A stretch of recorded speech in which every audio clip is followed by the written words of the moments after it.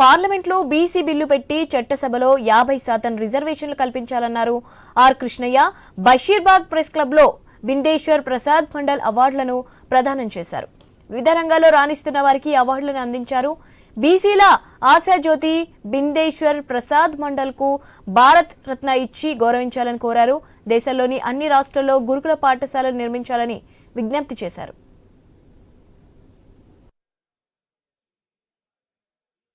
నియమించిన మండల్ కమిషన్ సిఫార్సులను 40 సిఫార్సులు చేస్తే 3 సిఫార్సులు మాత్రమే విద్యా ఉద్యోగాల రిజర్వేషన్లు, బీసీ కార్పొరేషన్ ఒకటి.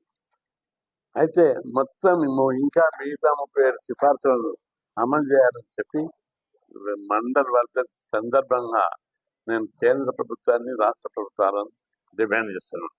కేంద్ర ప్రభుత్వం పార్లమెంట్లో బీసీ బిల్లు పెట్టి బీసీలకు చట్టసభలో రిజర్వేషన్లు పెట్టాలి. ప్రధానమంత్రి నరేంద్ర మోడీ మీద బీసీలందరూ గంపెడ ఆశలు పెట్టుకున్నారు. మా ప్రధానమంత్రి, మా వర్గానికి చెందిన, మా కులాలకు చెందిన ప్రధానమంత్రి అని ప్రతి బీసీ గుండె మీద చేసుకొని మాట్లాడుతున్నాడు. ఆయన వల్ల మా గౌరవం పెరిగింది ప్రధానమంత్రి వల్ల.